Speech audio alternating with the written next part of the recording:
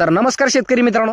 तर मित्रांनो, आजच्या या व्हिडिओमध्ये तुम्हाला सांगणार आहे शेळ्यांची डिलिव्हरी झाल्याच्या नंतर शेळ्यांची व लहान पिल्लांची आपण कशा पद्धतीने काळजी घेतली पाहिजे, जेणेकरून आपल्या फार्मवरती लहान पिल्लं व शेळ्यांची मृत्यूमुख होणार नाही. त्याच्याबद्दल तुम्हाला आज आपण या व्हिडिओमध्ये संपूर्ण बारीक सारीक गोष्टीची माहिती सांगणार आहे.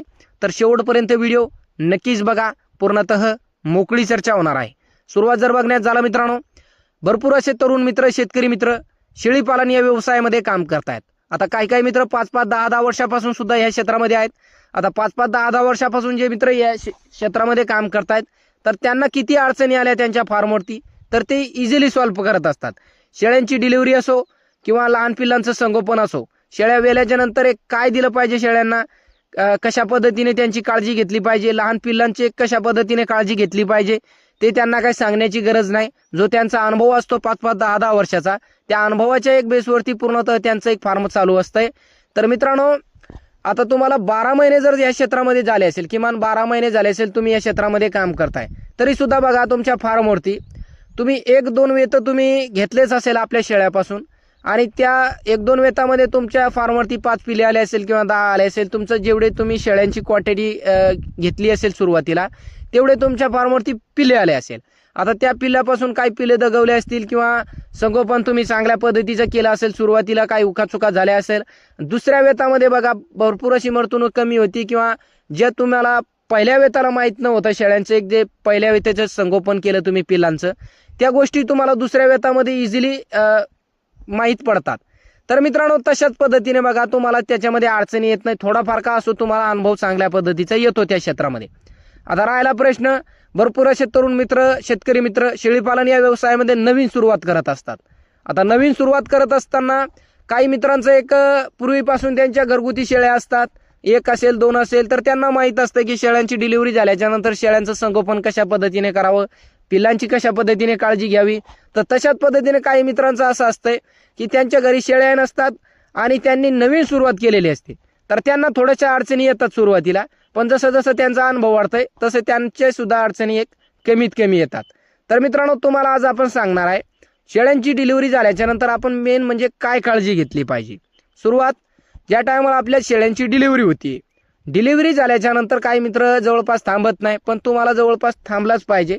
शेळ्यांना थोडंफार आपण मदत केली पाहिजे डिलिव्हरीच्या टायमाला, जेणेकरून शेळ्यांना त्रास जास्त होत नाही. तर मित्रांनो, तो झाला पहिला मुद्दा. दुसरा मुद्दा असा आहे, शेळ्यांनी आपले पिले दिले किती. आता काही शेळ्या 2 देतात, काही 1 देतात, काही 3 देतात किंवा 4 देतात. आता सर्वसाधारण 1 पिलू जर तुमच्या शेळीने दिले असेल, तर 1 जहार आपल्या शेळ्यांचा पडतोय. पिल्लं जे एक पोटामध्ये राहतात, तर त्याच्यानंतर पिलू एक बाहेर येतोय मित्रांनो, त्याच्यानंतर जो जहार असतो शेळ्यांचा तो सुद्धा पडतोय. आता काही वेळेस 1 पिलू दिलं असेल तर 1 जहार पडत असतो, किंवा पडत सुद्धा नाही काही वेळेस. आता 2 पिले दिले असेल तर 2 जहार पडायला पाहिजे.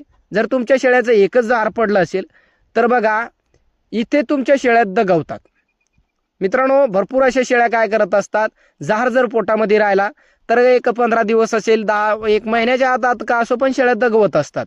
ह्या जर जहार तुमच्या शेळ्यानं हुकून चुकून खाल्ला असेल, तुम्ही लांब असाल कुठं, तुम्ही लक्ष दिला नसेल, किंवा हुकून चुकून तुमच्या शेळ्याने ते जहार खाली पडलाय, तुम्ही फेकण्याच्या ऐवजी थोडासा वेळ झालाय आणि त्या शेळ्याने जहार तो खाल्लाय, तर तिथे सुद्धा आपल्या शेळ्यांची मृत्यूमुख होऊ शकते.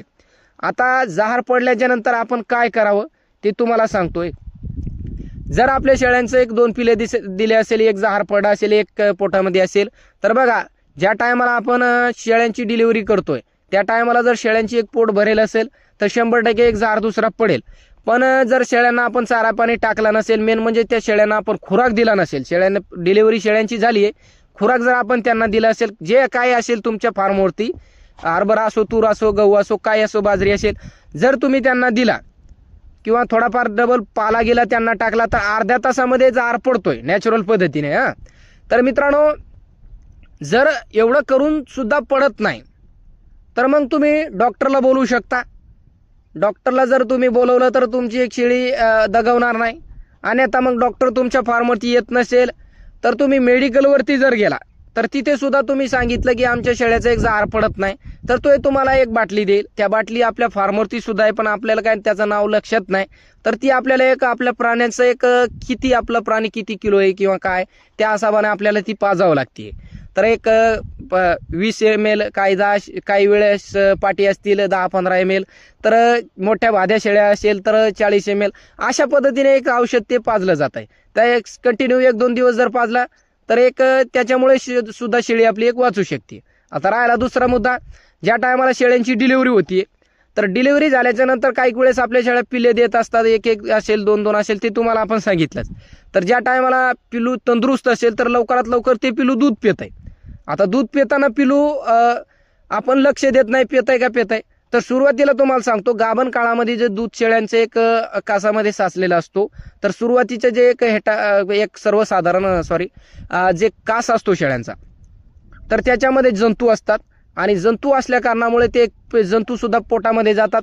आणि सुरुवात बघा तुम्ही, गाभण शेळ्यांची आपण कास जर फोडून बघितली तर दूध निघत नाही. का निघत नाही मित्रांनो? तर त्याच्यामध्ये जे दुधाच्या सुरुवातीला एक गाठी असतात, ते जर गाठी आपण फोडून काढल्या आणि त्याच्यानंतर पिल्लाला पाजल्या तर ते पिल्लू आपलं जास्तीत जास्त दगवत नाही. तर ह्या कारणामुळे सुद्धा काय होतात, दुधाच्या गाठी एक पिलाच्या पोटामध्ये होतात, त्याच्यामुळे सुद्धा पिल्ले मरतात आपले. तर कधी 1-2 वेळेस आपण कास पिळा आणि त्याच्यानंतरच पिल्ले आपले पाजा. तर अशा पद्धतीने जर केलं तर भरपूर असे तुम्ही पिल्ले आपले एक वाचू शकता. अशी काळजी घेत चला. राहिला मुद्दा, प्रत्येक वेळेस आपली शेळीची डिलिव्हरी झाली आहे, आता नॅचरल पद्धतीने डिलिव्हरी झाली, जर आरगीर पडलाय तर त्या शेळीला तुम्ही जंतनाशक द्या. अजून त्या शेळीचं एक जे पोटामध्ये घाण असते ती पडतीये, आणि घाण पडल्याच्या नंतर मित्रांनो, जर पोटामध्ये घाण राहिली असेल तर काही वेळेस असं होतंय की शेळ्या आपल्या क्रॉस होत नाही, क्रॉस झाल्या तरी गाभण राहत नाही, परत एक क्रॉस होत असतात. फक्त घाण राहिल्या, त्यांच्या गर्भपिशवीमध्ये जर घाण राहिली असेल तर त्या कारणामुळे ह्या अडचणीचा सामना आपल्याला करावा लागतो. जंतनाशक तुम्ही 1 ते 2 दिवसामध्ये, शेळ्यांची डिलिव्हरी झाली आहे त्याच्या 1 ते 2 दिवसामध्ये आपण जंतनाशक केलं पाहिजे. मी स्वतः करतोय. तर जंतनाशक जर केलं आपण, त्याच्यानंतर तुम्ही ब्रोटान, लिव्हर टॉनिक सुद्धा पाजा. पिल्लांचं मित्रांनो, लहान पिल्लांचं सुद्धा तशा पद्धतीनेच करा. 15 दिवसाचं पिल्लू झालं असेल तर तुम्ही जंतनाशक त्याचं करा आणि ब्रोटान त्याला एक 7-8 दिवस तुम्ही पाजा. अशा पद्धतीने जर संगोपन केला तर आपल्या फार्मवरील पिल्लं व शेळ्यांची मृत्यूक होणार नाही. तर मित्रांनो, कसा वाटला हा व्हिडिओ कमेंट करून नक्कीच सांगा. व्हिडिओ आवडला असेल तर आपल्या एक शेळीपालक मित्रापर्यंत हा व्हिडिओ नक्कीच शेअर करा. व्हिडिओ पाहिल्याबद्दल मनापासून धन्यवाद. भेटूया एक अशाच व्हिडिओ सोबत.